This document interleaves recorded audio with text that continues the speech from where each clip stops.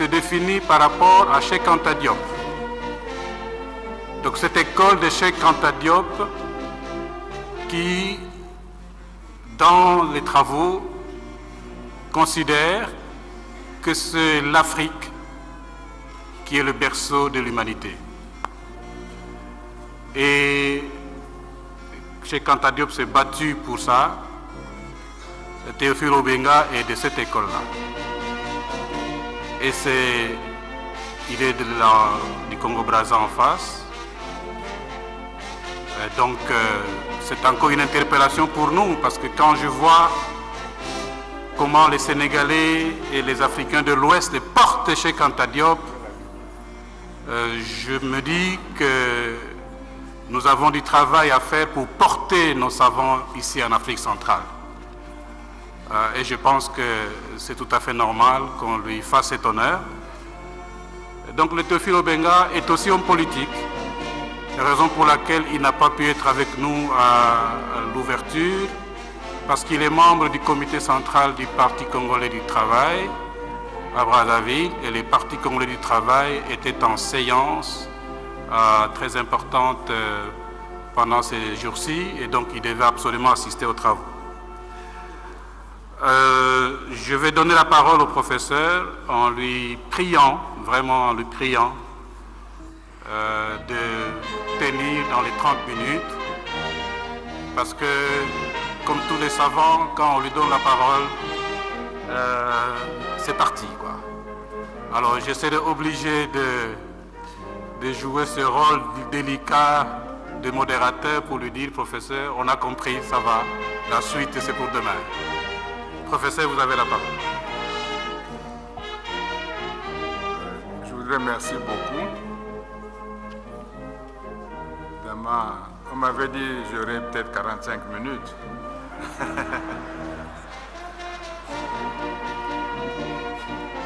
Bon, éminence, Monsieur le Président du comité scientifique, Mesdames et Messieurs, chers collègues, chers amis. Je vais lire un peu en hésitant parce que j'ai besoin de beaucoup de lumière. La vue baisse un peu. Or là, j'ai pas assez de lumière. Donc ça va traîner aussi sur le temps, quoi. Je ne pourrais pas faire vite. Alors, en commençant par remercier les organisateurs de cette grande conférence internationale sur Simon Kibangu, je voudrais exprimer par là même toute ma gratitude aux uns aux autres, surtout au professeur Dr Mbokule Likia, président du comité scientifique et du comité d'organisation. Je voudrais aussi dire par là toute ma grande sympathie pour les hautes autorités de l'église kimbanguiste, et notamment son excellence ici présent, eux qui poursuivent un idéal et une œuvre de suprême importance. Je suis heureux de me trouver avec tant d'éminents connaisseurs de la vie et de l'œuvre de Simon Kibangu. Donc on apprendra beaucoup au cours de cette conférence vu la qualité des participants et des spécialistes. Je voudrais insister cependant sur les points suivants, n'étant pas spécialiste de ce sujet. Qu'est-ce qu'un grand homme? Qu'est-ce que nous appelons un grand homme? Est-ce que Simon Kibangu peut correspondre, si on fait son portrait, est-ce que son portrait peut correspondre à ce qu'on appelle le portrait d'un grand homme historique? Et comment la libération de l'homme noir,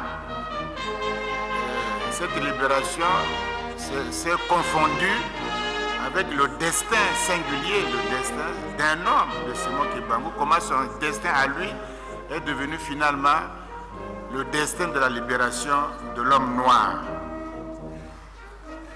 Donc, Simon Kibangu, la libération de l'homme noir, quelles sont les conséquences, quand il aura assumé ça historiquement, quelles sont les conséquences après lui? quelles sont les conséquences. Et dans une conclusion assez générale, je vais tenter de résumer tout cela. Alors, dans l'histoire des peuples, de tous les peuples, et sur tous les continents, dans toutes les races et sous tous les climats, apparaissent toujours, d'âge en âge, de génération en génération, sinon de siècle en siècle, de grandes figures emblématiques. Toujours. Donc, il n'est pas exclu que telle ethnie, telle tribu, tel pays, telle nation, sous l'équateur ou sous le pôle Nord, est un grand homme. Ce n'est pas exclu. Il faut déjà éliminer ce préjugé que l'Afrique peut avoir un grand homme. C'est ça. Or, habituellement, nous nous bloquons nous-mêmes psychologiquement. On n'est que petits, on ne peut pas avoir des grands hommes qui ont influencé notre histoire et l'histoire de l'humanité. C'est ça, il faut qu'on sorte de ça, il ne faut pas qu'on réduise.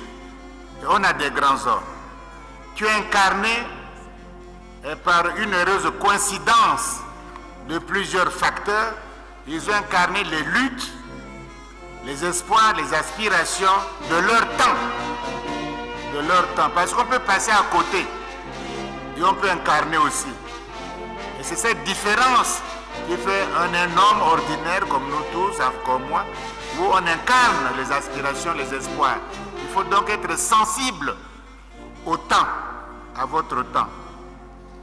Et de tels personnages sont presque toujours des précurseurs, c'est-à-dire des gens qu'on ne comprend pas de leur vivant. On les met en tôle. C'est des précurseurs.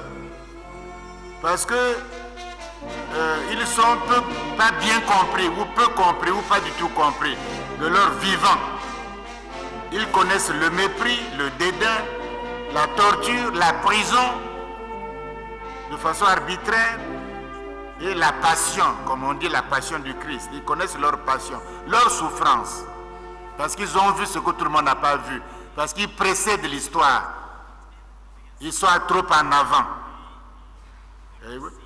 Donc, à considérer les choses très superficiellement, leur vie semble être un échec.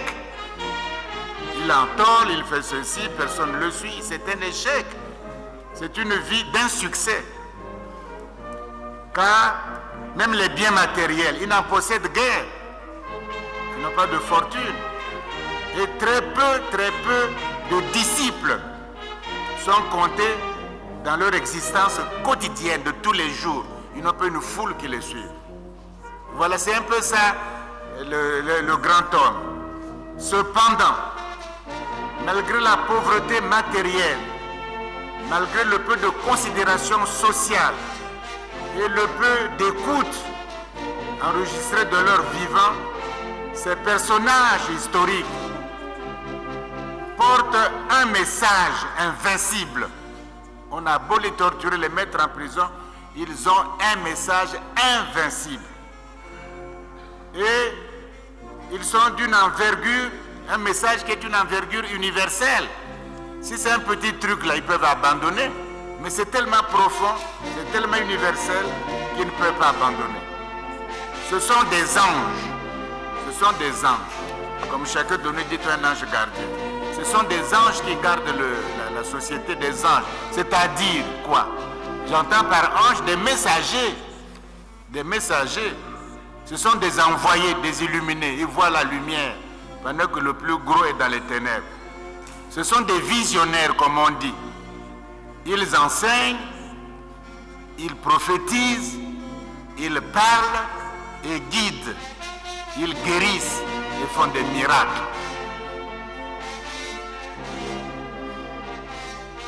Ce n'est que bien plus tard que tout le monde reconnaît et admire leur transcendance, leur hauteur d'esprit et leur force de caractère exceptionnelle, leur intelligence hors du commun, bref, leur haute spiritualité. Parce que la spiritualité, c'est ça. C'est cette... on peut pas être spirituel et puis un mauvais caractère. Et puis une intelligence moyenne. Comment tu vas guider les autres? C'est quelque chose d'exceptionnel. Et c'est ça qui attire et qui fait qu'on est soumis. Leurs origines sociales sont souvent modestes, humbles.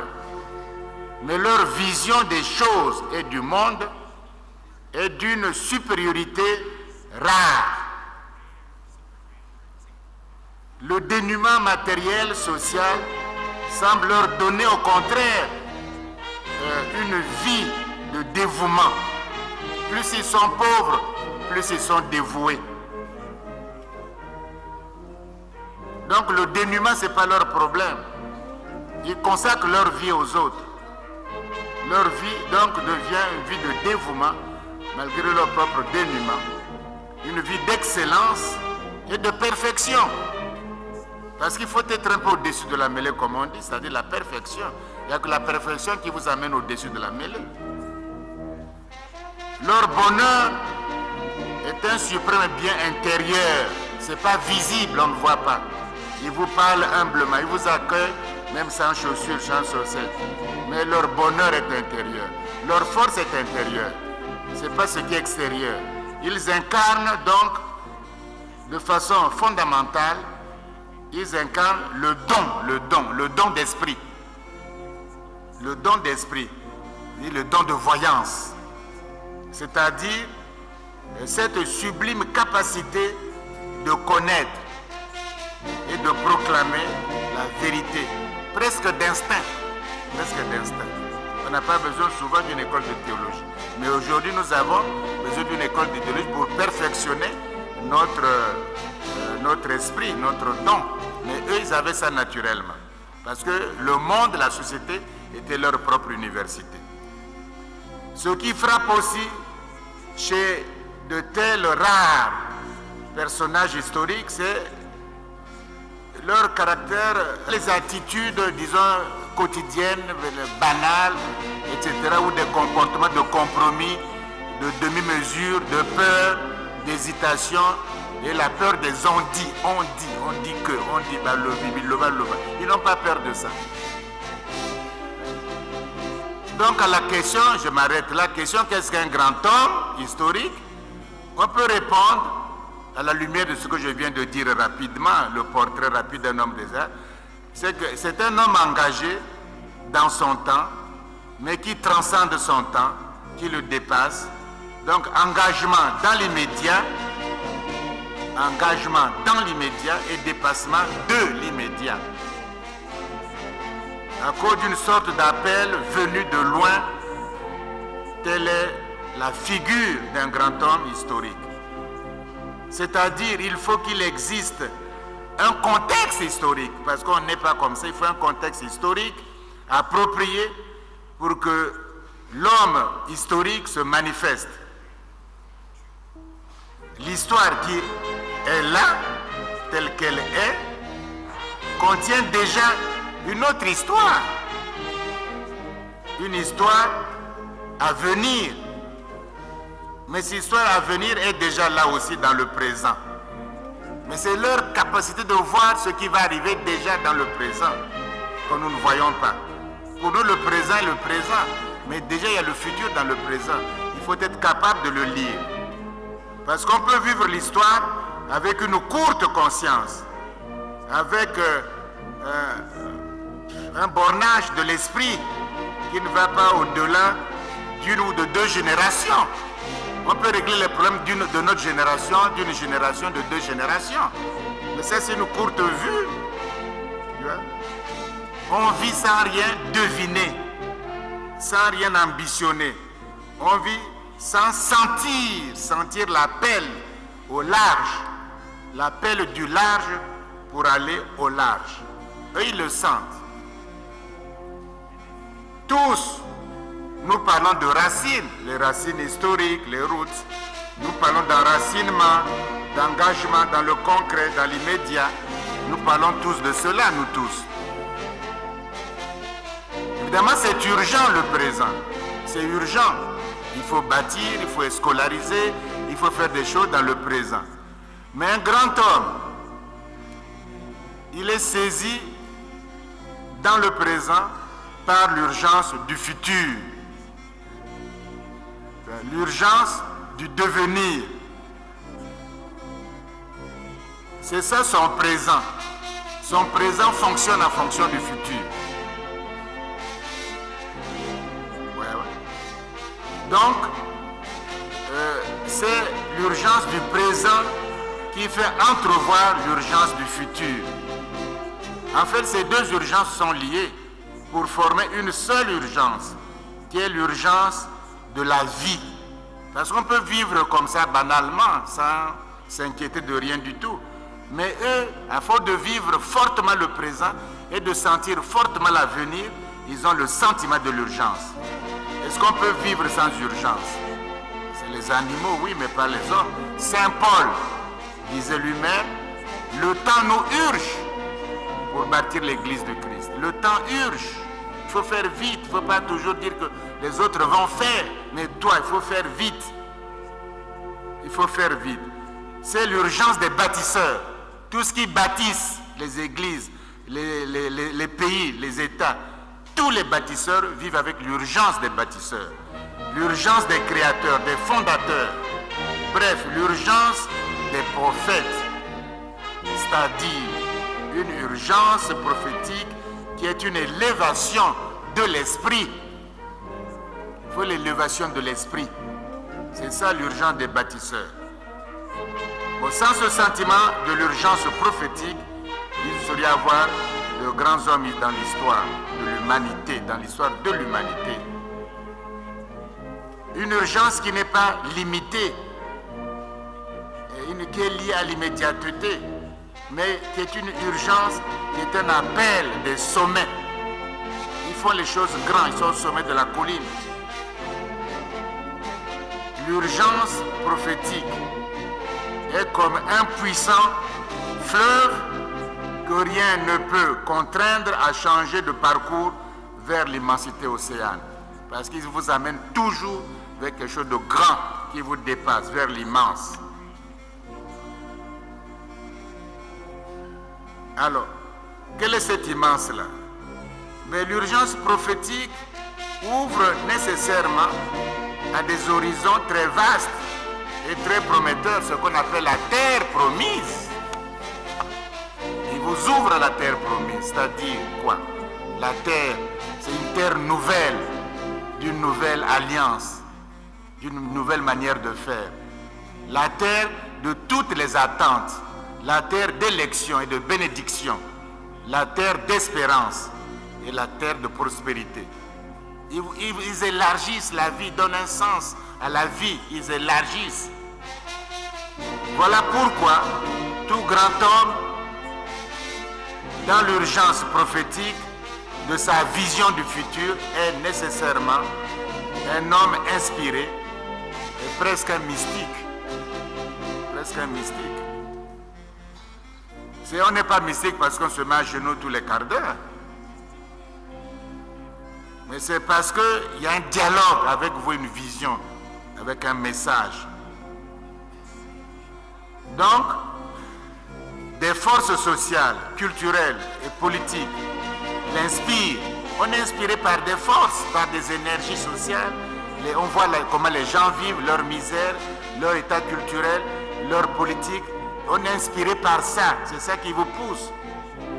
Comme des forces spirituelles vous poussent. Et risquons le mot, même des forces divines.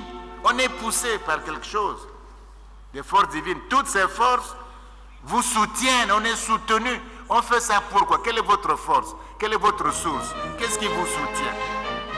On est soutenu par ces énergies, ces forces qui vous transfigurent et vous portent en avant, devant l'histoire, au devant de l'histoire. C'est ces forces qui vous portent. Bon, arrêtons là le portrait.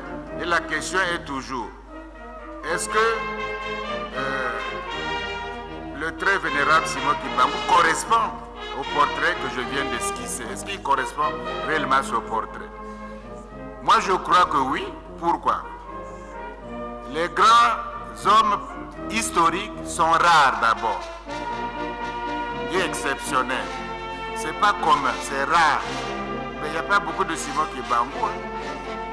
C'est cette rareté aussi qui fait déjà exception. Donc il est l'un d'eux dans l'histoire de l'humanité, où la dimension, ils sont d'une dimension éthique, et tu vois, même la dimension ethnique ou nationale, même s'ils parlent à une nation ou à une ethnie, la dimension ethnique n'est plus prioritaire, même nécessaire, même si ça s'adresse à un groupe familial. Mais c'est au-delà, le Christ est adressé aux Juifs, Hébreux, aux Juifs, au-delà des Juifs, à l'humanité entière. On a toujours besoin d'une ethnie, d'un peuple, d'une région, d'une incarnation concrète, charnelle, historique, mais à la langue, ce n'est plus prioritaire. Le peuple, les Juifs, le peuple juif n'est plus prioritaire ni nécessaire pour le message du Christ. Ça a transcendé, même si c'était eux qui ont reçu le message. Parce que la terre promise est à tout le monde. Donc la dimension spirituelle qui lui vient de son enracinement historique, son don de prophétie, lui vient donc de son urgence de transcender l'immédiateté, et sa mission terrestre lui est dictée par son incarnation totale dans l'histoire des hommes. C'est que Simon Kibangu, que des études de sociologie religieuse ou messianique, ce genre d'études-là, le réduisent presque à peu de choses, le réduisent presque à rien du tout. Enfin, je m'excuse auprès des spécialistes, mais en réalité, c'est un simple fondateur d'église, etc. Mais les églises, tout le monde peut en fonder.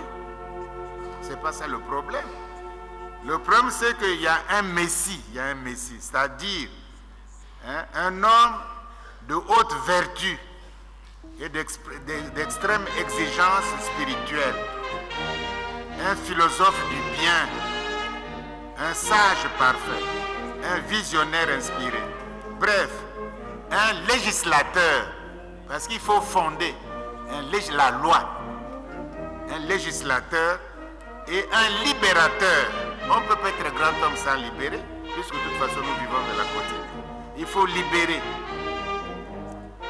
Libérer, et je crois que c'est ça Moïse. Dans l'Antiquité, Moïse fait quoi? Il fait législateur, les Pentateuques. Il faut écrire les livres, expliquer la jeunesse du monde, expliquer les lois, expliquer tout l'histoire, légiférer et libérer le peuple. Dans l'Antiquité, Moïse était comme ça. Et Moïse il ne peut pas le faire, il y a des circonstances. Les Actes des Apôtres, chapitre 7, versets 20 à 23, disent que Moïse avait reçu la science des Égyptiens, toute la science des Égyptiens. Et les Actes des Apôtres, qui est un livre biblique, le dit. Et c'est grâce à cette formation qu'il a pu être légiféré et libérer le peuple d'Israël. C'est toujours ça, les grands temps. Les églises, tout le monde peut en fonder tous les jours. C'est pas compliqué. Il suffit de quelques mabonzai, c'est tout. Mais peu de messie.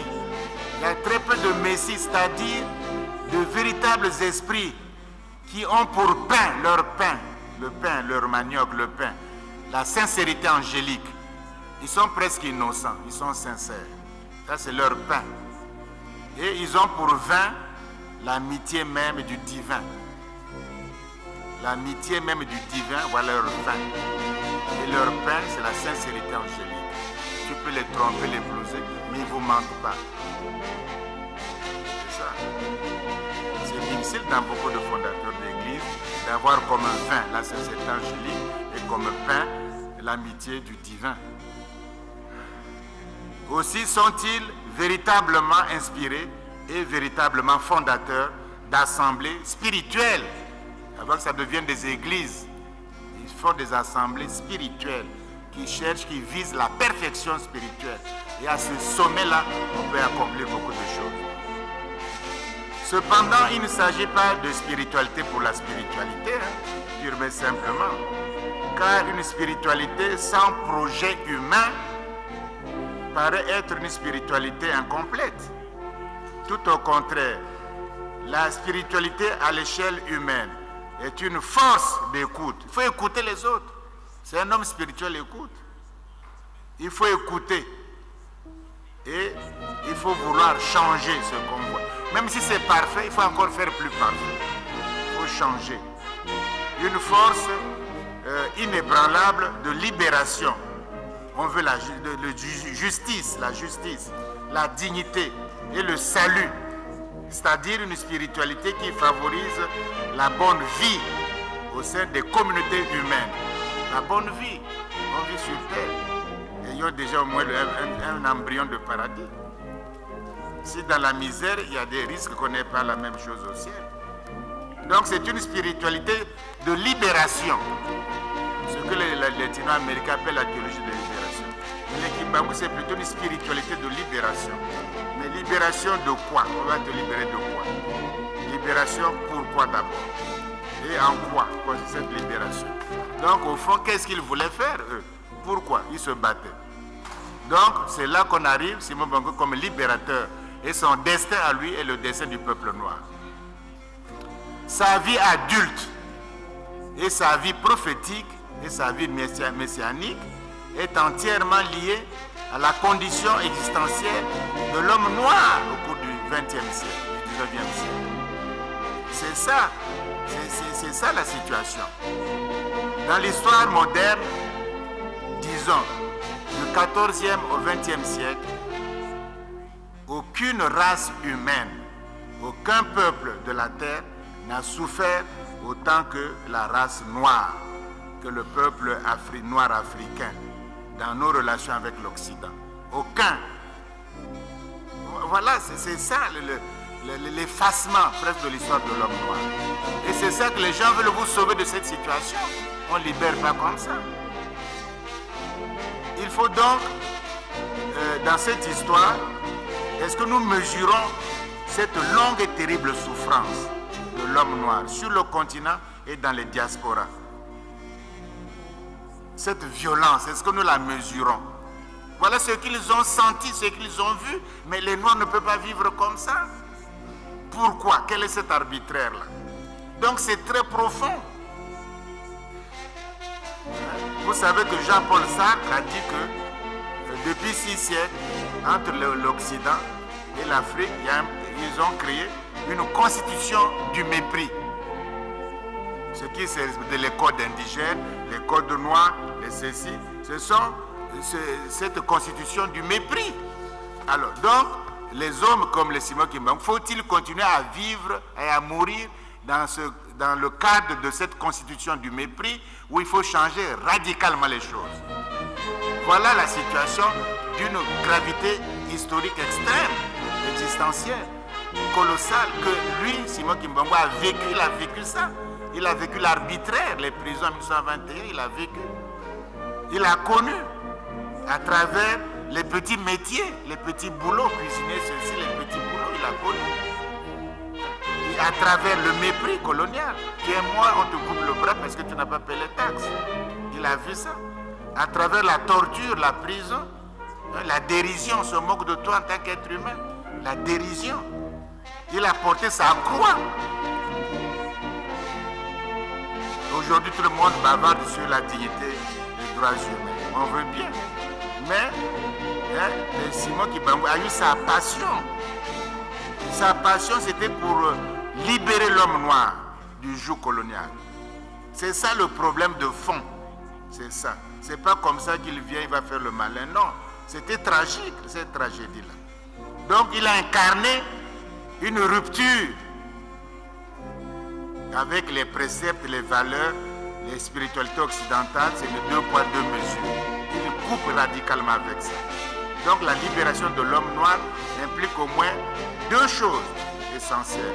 D'abord, rapidement, la rupture radicale, définitive, avec toutes les forces organisées qui visent la destruction ou la stagnation de l'Afrique noire. C'est ça. Et que nous-mêmes, certaines élites, nous cultivons cette illusion qu'ils vont nous sauver. C'est une illusion. Lui, il a senti ça. Alors, si l'Occident réellement voulait nous sauver, si c'était le cas, bon, pourquoi on a détruit les bateaux que Marcus Garvey avait achetés pour faire la liaison entre la diaspora et l'Afrique. Pourquoi? Bon, s'ils voulaient le bonheur, pourquoi on n'a pas protégé Lumumba et on s'est soucié de protéger les mines de cuivre du pays, au lieu de protéger Lumumba?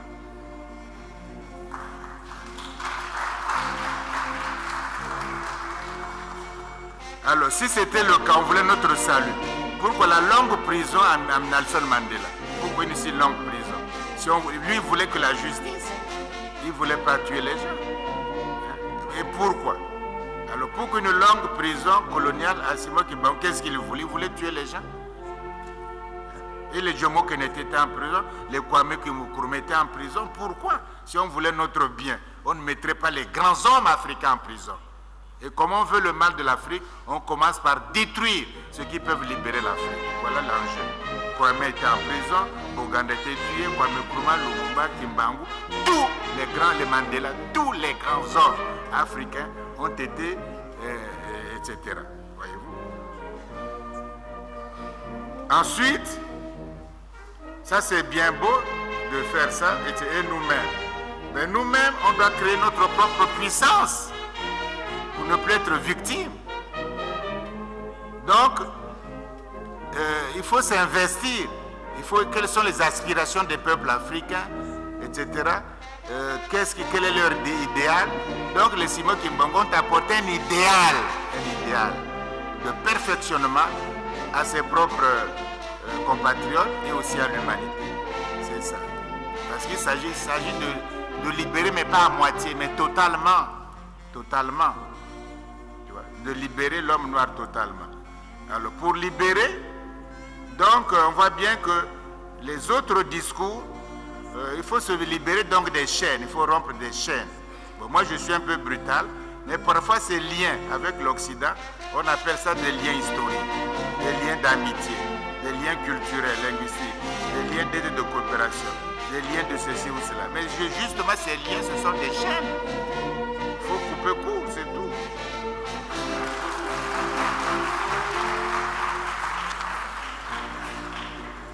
Alors, puisque le temps presse, semble-t-il,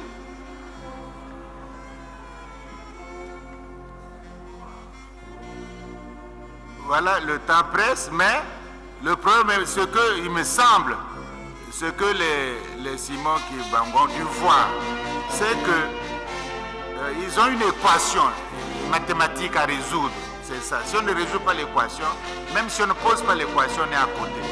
Quelle est cette équation? C'est que l'Occident n'a presque plus de ressources naturelles. Il n'y a ni cuivre là-bas, ni diamant, ni uranium, ni bauxite, ni fer, ni pétrole, ni chrome, ni coltan, ni bois précieux, ni café, ni coton, ni cacao. Il n'y a rien. Bon, ça c'est quand même X de l'équation mathématique. En même temps, l'industrie la plus forte se trouve là-bas. Mais il faut ces matières premières pour faire une industrie, pour bâtir une civilisation matérielle.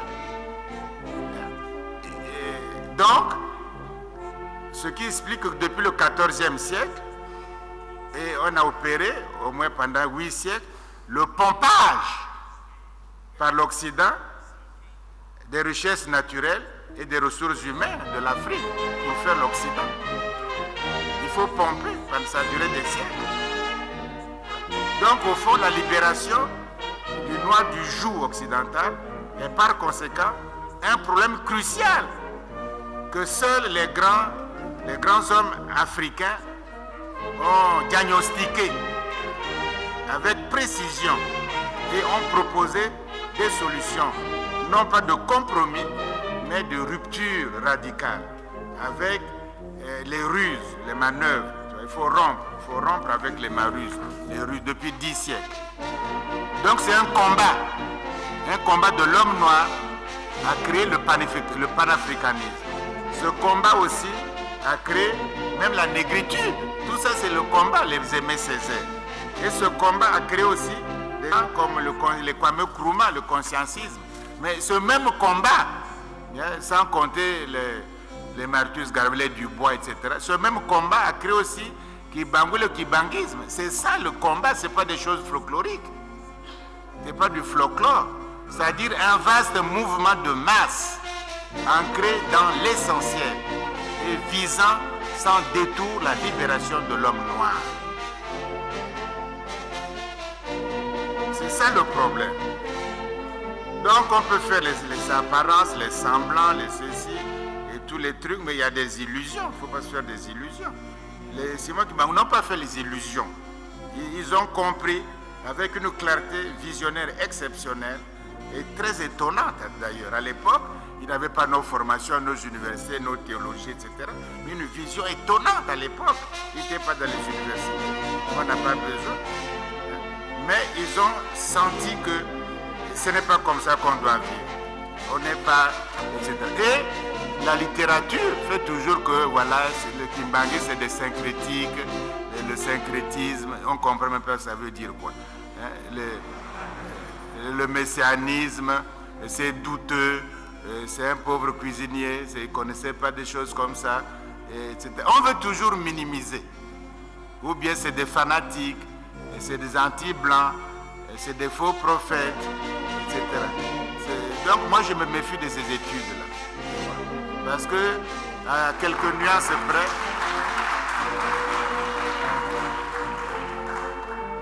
mais jamais les Kwame Nkrumah, les Simon qui veulent les Mandela, il faut pas, est-ce qu'on les présente avec des clichés?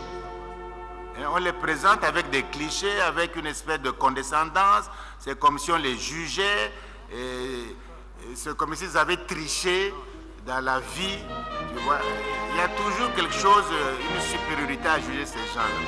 Mais on ne juge pas le Christ, c'est la même chose, à quelques nuances près. Quand on fait l'histoire du Christ, il n'y a pas de cliché. Quand on fait l'histoire du Christ, il n'y a pas de... On respecte, il n'y a pas de condescendance. Quand on fait l'histoire du Christ, on ne voit pas qu'il a triché. Il n'y a pas de tricherie. Mais chez nous, chaque fois, oui, Mandela était comme ça, mais il voulait ça. Oui, Kwame Nkrumah voulait ça. Kimbangu, oui, mais vous savez que c'est un fanatique. C'est toujours, on veut minimiser. Donc, il faut ce combat de la libération que les autres assument. Les autres assument après lui. Ce combat pour la libération de l'homme noir du joug occidental a conduit les fidèles et les sympathisants à bâtir des écoles. C'est ce que vous faites. On ne fait pas les écoles parce qu'on veut les faire, parce que ça obéit à un message, à un idéal de libération, à des écoles avec des idéaux différents.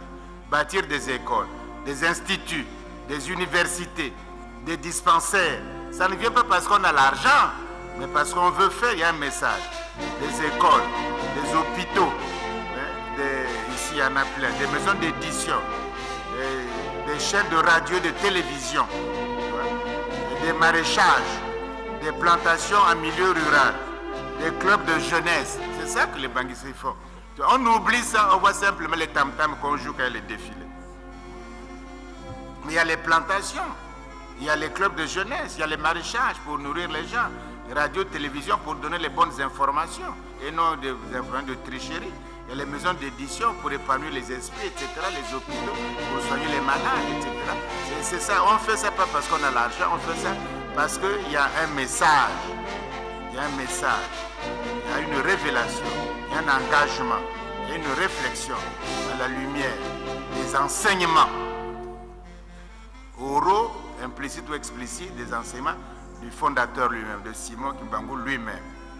Il faut que cela prenne de plus en plus de l'ampleur. Il faut que l'Afrique même adopte ça, toute l'Afrique. Hein. C'est ça notre salut.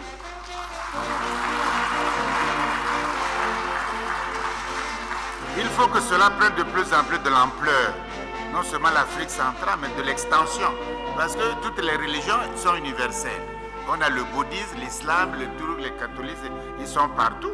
Alors pourquoi un message aussi puissant qui a été initié par l'homme noir ne gagnerait même pas l'Afrique?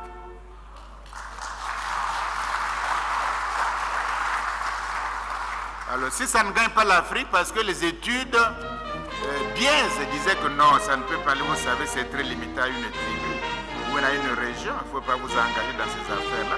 Ce n'est pas écuménique, ce n'est pas universel. Et on veut tout le temps présenter les choses de façon biaisée. Il faut se refuser, il faut étendre ça. Et puis, c'est un message de puissance. On ne peut pas se libérer en étant faible. C'est un message de puissance en vue de la libération de l'homme noir de tous les jours. Par l'homme noir lui-même, pour lui-même d'abord, et pour l'humanité. Parce que l'Afrique, les Africains sont des pacifistes. S'ils se libèrent, ils ne feront que du bien à l'humanité. Alors donc si on ne fait pas ça, on va nous reprocher on ne prêche pas le solipsisme, c'est-à-dire la solitude, ou l'isolement, ou le rejet de l'autre, ou l'enfermement tribal ou ethnique, ou national, c'est pas ça. On ne prêche pas ça. Ni Simon Kimbangu, ni les Kimbanguistes, ils ne prêchent pas l'enfermement. Ça n'existe pas. Parce que l'économie du monde, aujourd'hui, ce qu'ils appellent mondialisation, globalisation, tous les mots comme ça. Les analystes montrent qu'il y a des pays industrialisés, avancés, il y a des pays qu'ils appellent émergents, il y a des pays qu'ils appellent très pauvres et très endettés, et nous savons où on nous classe. Parmi cette analyse-là, cette nomenclature de la mondialisation, on sait où on nous classe l'Afrique noire. Bon, est-ce que nous, on va toujours rester dans cette fragilité démocratique? Les élections, la transparence, il y a une fragilité. Fragilité économique. Les biens matériels, l'eau, l'électricité, on n'arrive même pas. Fragilité linguistique. Fragilité spirituelle même. On récite des choses simplement comme des versets sans voir réellement les messages. Fragilité juridique même, les droits de l'homme, la transparence, la liberté d'expression et institutionnelle. Fragilité sécuritaire, alimentaire. La fragilité alimentaire, on ne mange pas. Fragilité, il y en a en Afrique de l'Est, là, au Kenya, au Somalie, ils bouffent. Sécurité alimentaire, fragilité alimentaire, fragilité sanitaire. On meurt pour des maladies qui n'existaient, on ne meurt plus pour ça. On meurt pour ça, on n'arrive pas à soigner les césariennes, les choses comme ça. Fragilité même environnementale. Donc voilà notre état de fragilité après tout. On a beau prêcher, on a beau faire les églises, on est dans la fragilité. On fait la politique, on est dans la fragilité. Les gens ont compris que vous ne pouvez pas vous n'êtes ni pays émergent, ni pays industrialisé, vous êtes très pauvre, etc. C'est une manière simplement, mais d'ailleurs on n'est pas pays pauvre et très endetté, c'est fou. Nous sommes des pays appauvris et surexploités.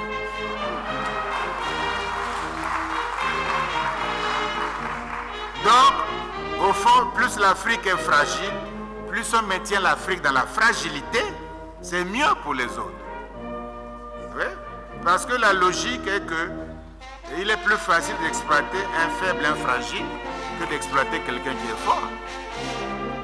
Voilà pourquoi l'Occident respecte la forte Asie plus que la fragile Afrique. C'est pas une affaire, c'est pas les races, c'est comme ça. C'est que si vous êtes fragile, on ne vous respecte pas. Si vous êtes fort, la libération, c'est faites vos institutions, bâtissez votre futur, bâtissez votre vie, mettez l'argent comme ça, vous serez fort, vous serez moins fragile. Et ce faisant, on va vous respecter. Donc l'Afrique veut sa libération, c'est ça qu'ils nous sont venus nous enseigner. Tandis que les autres veulent votre fragilisation. Voilà l'équation. On veut notre libération. Ceux qui veulent ça soit mal vu, mal décrit dans la presse occidentale. Mais si je fragilise l'Afrique, je suis un bon militant. On vous met en prison, on vous détruit, etc. Mais si je renforce l'Afrique, les Kimbangu sont mal vus par toute la presse occidentale. Mais ça s'explique. On les ramène à des messianismes, à des syncrétismes, à des choses qui ont raté leur vie, qui ont triché avec la Bible, qui ne connaissent pas. Parce qu'on veut que leur message, qui veut faire la force de l'Afrique et de la fragilisation, on ne veut rien entendre. Parce qu'ils sont si forts, ces gens-là, on va avoir le coltan pour faire les portages. On va avoir ça gratuitement. On va avoir l'uranium gratuitement. On va avoir le diamant gratuitement. Il faut aller l'acheter en verse, alors qu'ils le prend ici au Kassai. Tel est le nœud du problème que c'est moi qui m'a voulu trancher d'un seul coup. Il n'y a pas, prends un couteau, tu coupes, c'est terminé. n'y a pas à couper à moitié le cordon ombilical, il va pourrir. Il faut couper d'un coup. Et comme ça, vous respectez-vous, on va vous respecter. Respectez vos frères. Donc, il faut se méfier des images qu'on véhicule, qu'on crée et qu'on nous renvoie, hein, et sur les choses africaines. C'est l'Afrique, les déchets africains amènent plus de pollution que les déchets du reste de l'humanité. Est-ce que c'est vraisemblable? Si les plus pollueurs disent ça, et nous conscientisons ça, il y a tout le monde le bassin du Congo, mais on était déjà là depuis des siècles, on a fait. Donc c'est toujours, on veut créer un vocabulaire. Les Américains, les Européens se développent tous les jours. Des écoles, des routes, la recherche scientifique, des universités, les hôpitaux, les salaires, les trucs, sécurité sociale. Ils font ça tous les jours. C'est la vie. Ils ne parlent jamais de développement durable. Le développement est ou n'est pas. Il ne peut pas être du éphémère. Un développement éphémère n'est pas un développement. Il n'est que développement de tout temps. Nous, ce qui viendra après des siècles. Mais on nous met en tête développement durable. C'est quoi? On ne sait pas. C'est quoi encore? Ils construisent des aéroports tous les jours. Ils augmentent leur salaire tous les jours. Ils donnent la bourse à leur jeunesse tous les jours. Ils font la recherche scientifique dans tous les domaines tous les jours. Ils vont dans l'espace. Des vaisseaux atomiques, des bombes atomiques, tous les jours ils se développent. On fait ça. Ils ne parlent jamais de développement durable. Mais nous, pour nous mieux paralyser, faites quelque chose que vous n'atteindrez jamais, que vous ne connaissez pas aussi. Vous nommez vos ministères comme ça. C'est tout.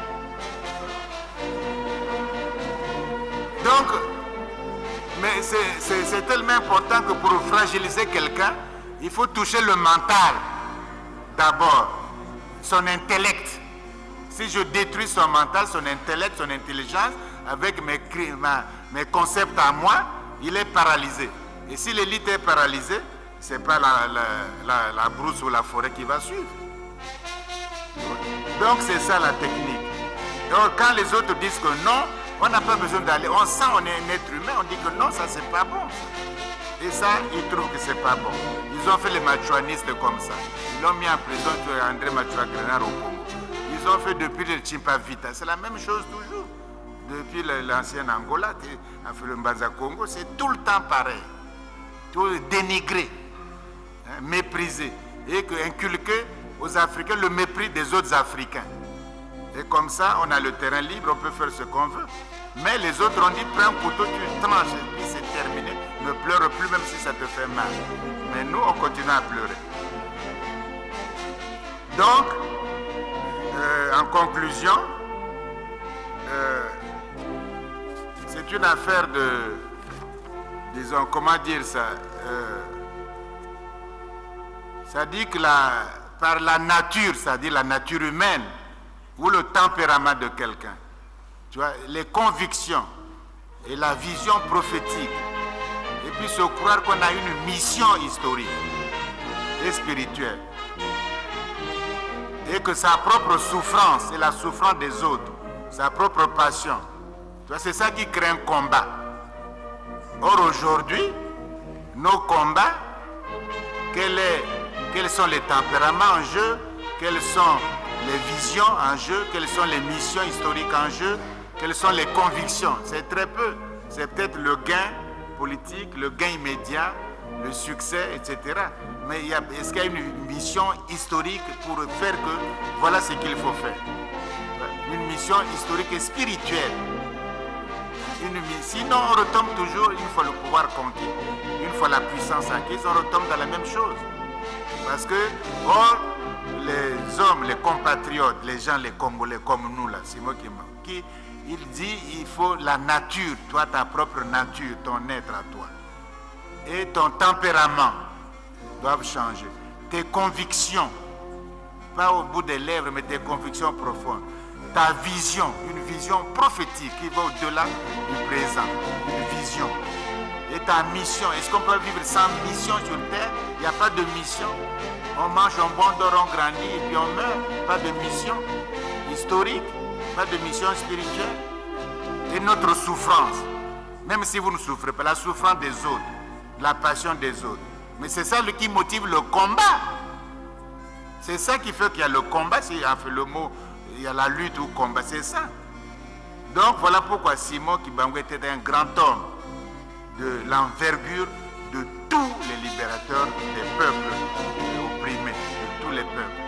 C'est un grand homme. Il ne faut plus le ramener à l'échelle du syncrétisme.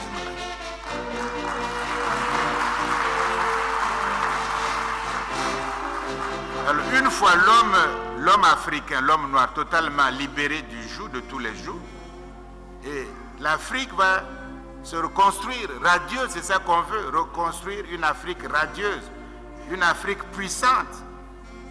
Dans une humanité, on est avec les autres hommes, on n'est pas isolé.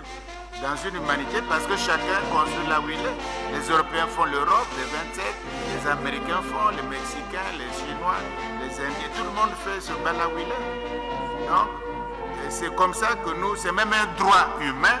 Le premier droit humain des Africains, c'est de bâtir l'Afrique. Ça, c'est le premier droit humain pour nous. Sinon, c'est un simple slogan. Donc, je crois qu'il faut qu'on saisisse, et d'ailleurs ce qui est là, il y a des experts, ils vont approfondir ces messages-là, montrer tous les aspects de caractère exceptionnel de la mission que Simon Kibangu a eue sur Terre, et qui nous invite aussi à poursuivre, parce que ça va au-delà de son organisation. Je crois que si on fait ça, on aura quand même compris un peu comment il a vécu sa vie, comment il a rempli son mandat. Et je crois tous devenus des mânes du panthéon africain. Donc je vous remercie pour votre aimable marque d'attention.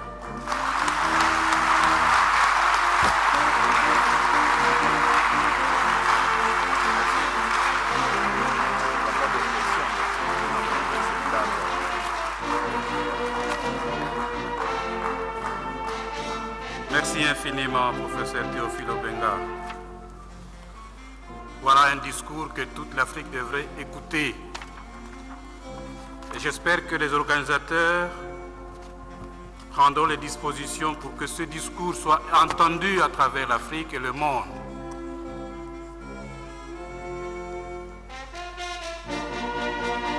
Oui, Simon Kibangu, ce fut un grand homme. Je crois que ça a été clairement démontré à travers les attributs qu'il a décrits. Il fut un grand homme parce qu'il y avait nécessité d'avoir un grand homme. Et que cette nécessité est toujours là, la condition de l'homme noir. Il a bien montré. Il n'est pas venu comme ça parce qu'il voulait venir, parce que non, il avait une mission, les conditions dans lesquelles vivaient et vivent les Noirs sont telles qu'il y a nécessité d'avoir ce grand homme. Et nous devons nous reconnaître en ce grand homme. Parce que c'est notre condition à nous qui est en jeu là.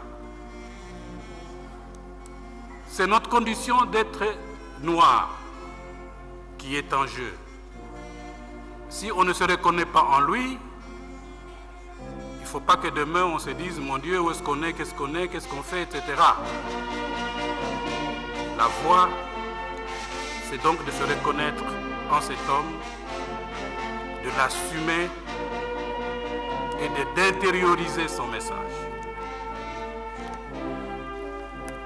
Et les chercheurs doivent y apporter leur contribution à travers des études comme celle-ci, des travaux de réflexion comme celle-ci. L'avantage d'ailleurs pour les chercheurs, c'est que souvent, les chercheurs prêchent, permettez-moi le mot, sans que la société suive, parce qu'on pense qu'on spécule, on est dans des spéculations. Ici, on est dans un exercice inverse.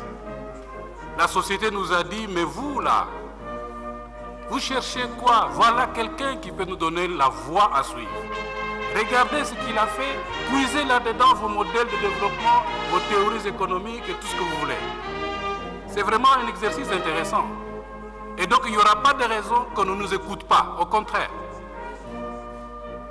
Nous allons codifier scientifiquement ce qu'il a fait pour que nous puissions apporter ce message au-delà de l'Afrique et dans le monde entier. En votre nom à vous tous, professeur Obenga Théophile, nous savions que c'était profond. Ce que vous alliez nous dire, ça n'a jamais été le contraire. Merci encore une fois. Et les chercheurs africains sont toujours fiers de vous. Continuez ce combat intellectuel pour la libération de l'Afrique. Merci.